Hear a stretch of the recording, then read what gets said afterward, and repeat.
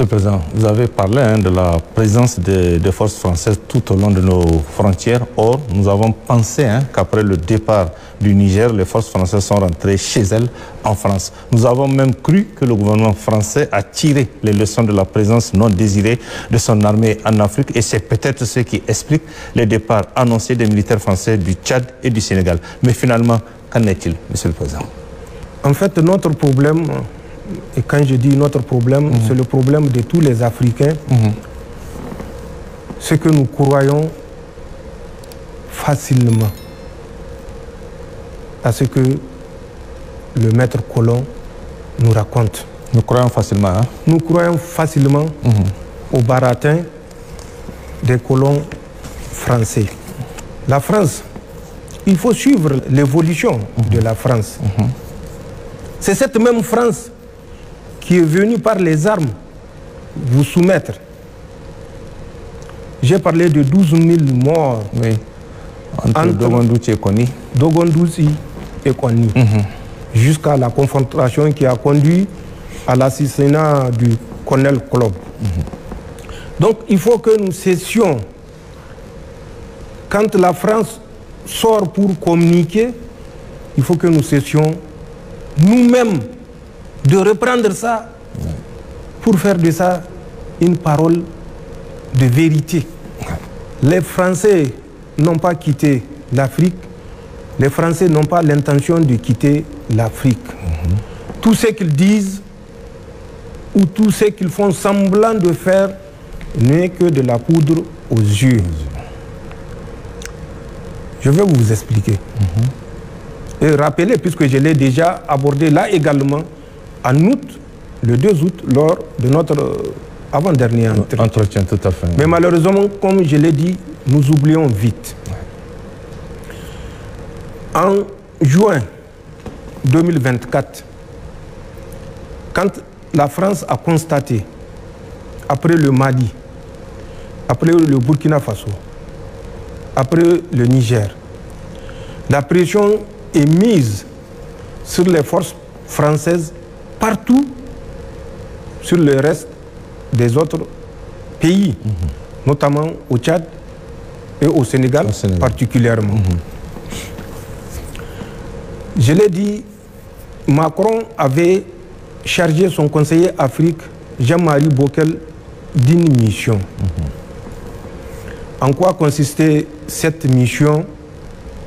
Elle consistait à trouver l'alchimie de rendre invisibles les Français ou les forces françaises présentes sur les territoires ou certains territoires des pays africains. Jean-Marie Bockel, au reçu de cette mission, avait désigné 2 officiers supérieurs, notamment un certain David Pawlowski, vous m'excusez de la prononciation. Oui, tout à fait. David Pawlowski était le commandant du 68e régiment d'artillerie Afrique.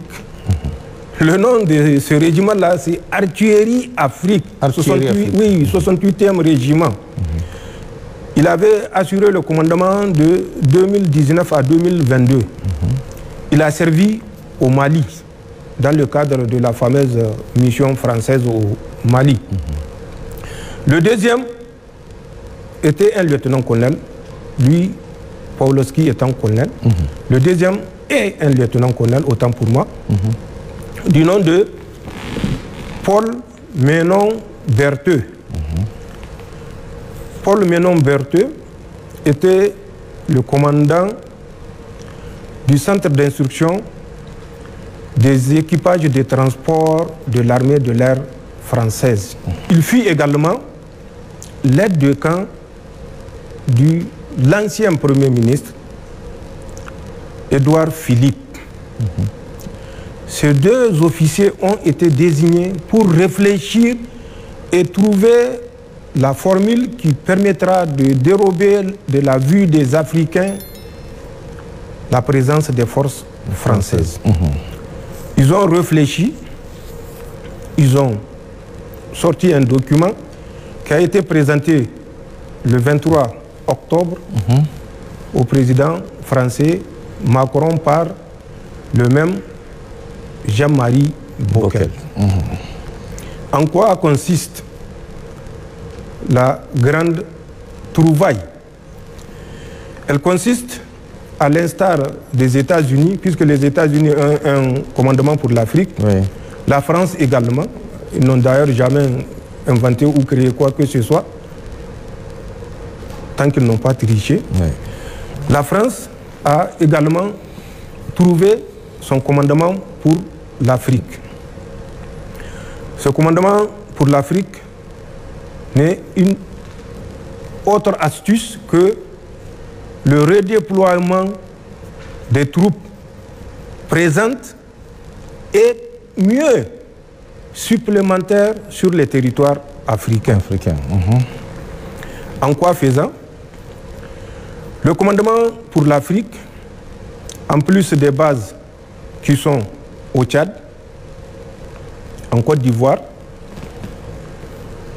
au Gabon, au Sénégal, je ne parlerai pas de Djibouti, puisque Djibouti, c'est beaucoup d'autres puissances qui sont là-bas. Les Français vont dire, bon, vous voyez, le Niger ne nous aime pas, ils disent que nous sommes en Djibouti.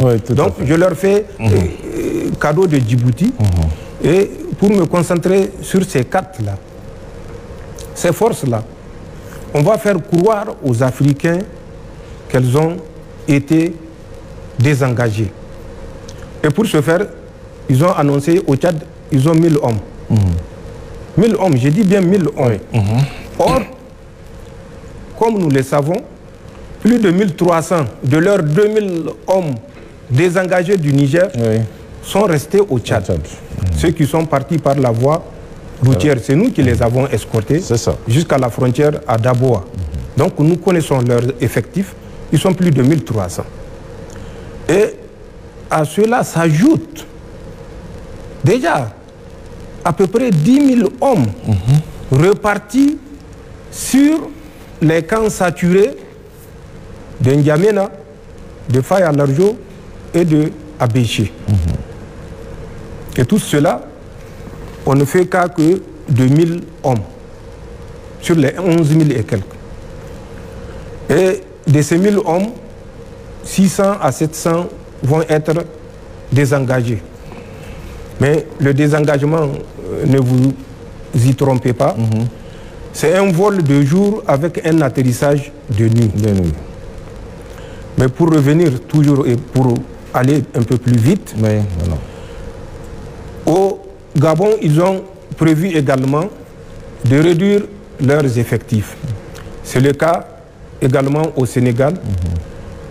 En Côte d'Ivoire, ils n'ont pas prévu de réduire les effectifs.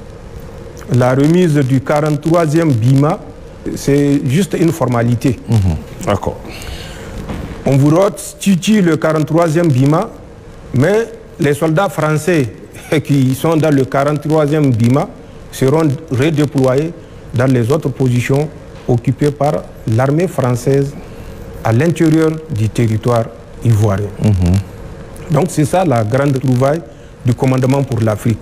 Mais mieux, ils ont désigné 6 pays où ils vont déployer des forces spéciales ou des forces particulières, pour ne pas dire forces spéciales.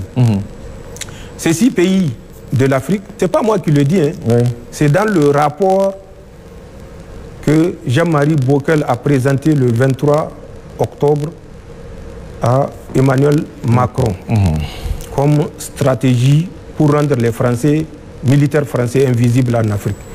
6 pays, notamment la Guinée, où ils ont déjà une force spéciale, le Bénin, où ils ont une force spéciale également. Ensuite, le Congo, c'est leur projet. Le Congo-Brazzaville, où ils vont déployer un contingent français.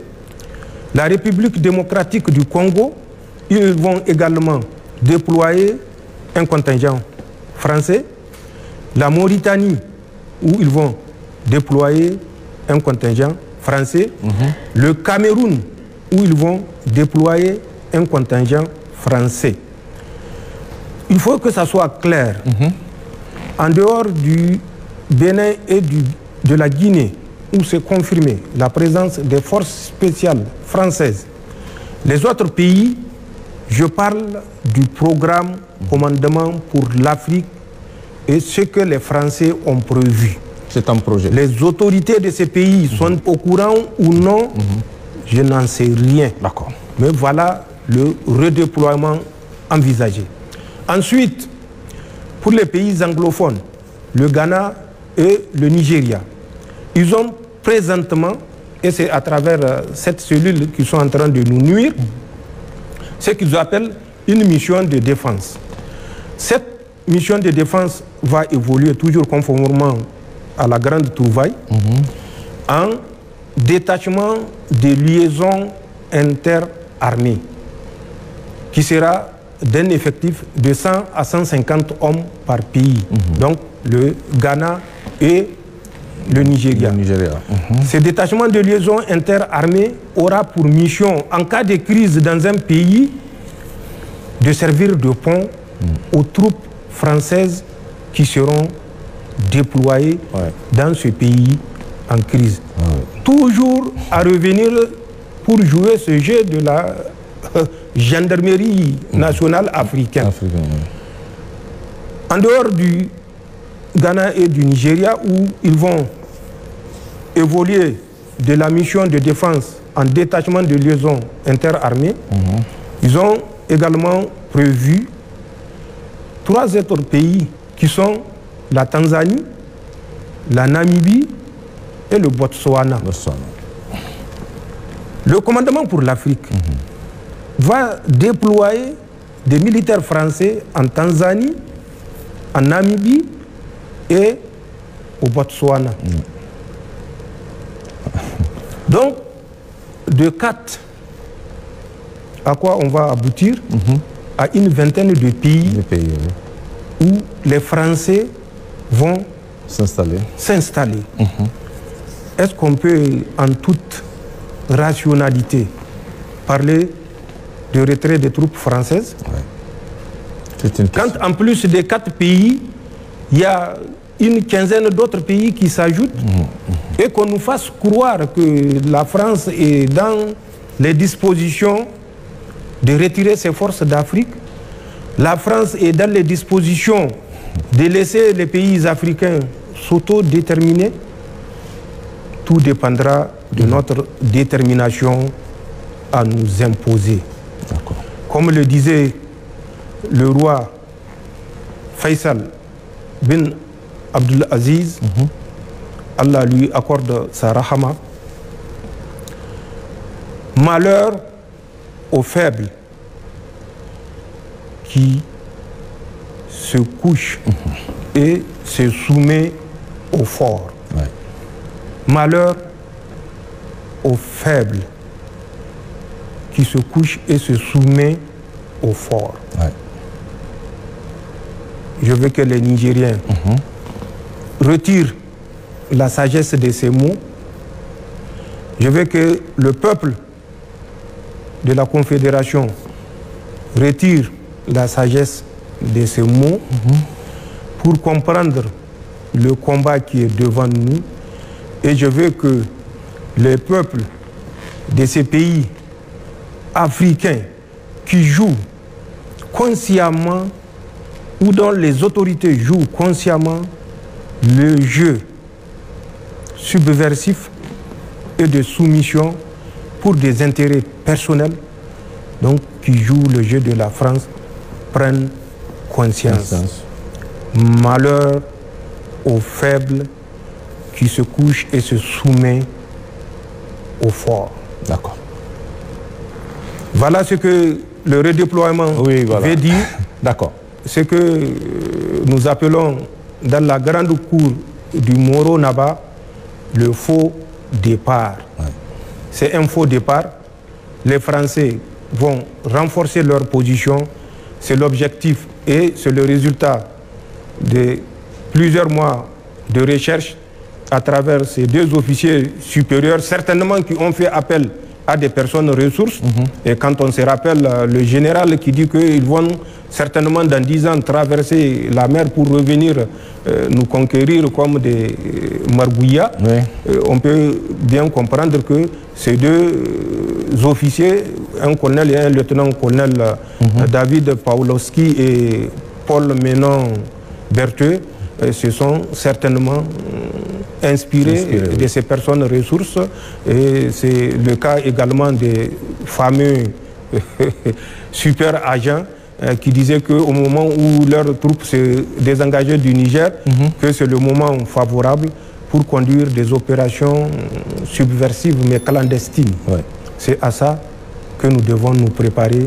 C'est à ça que les peuples de la Confédération doivent se préparer, encore les peuples nigériens plus, puisque nous sommes ceinturés par des pays qui acceptent volontairement, avec zèle, de se soumettre au dictat français. Voilà le redéploiement français, et qui n'est pas un retrait ni un désengagement, plutôt c'est un renforcement des positions françaises en Afrique, et pour des desseins machiavéliques de 4, on passe à 20.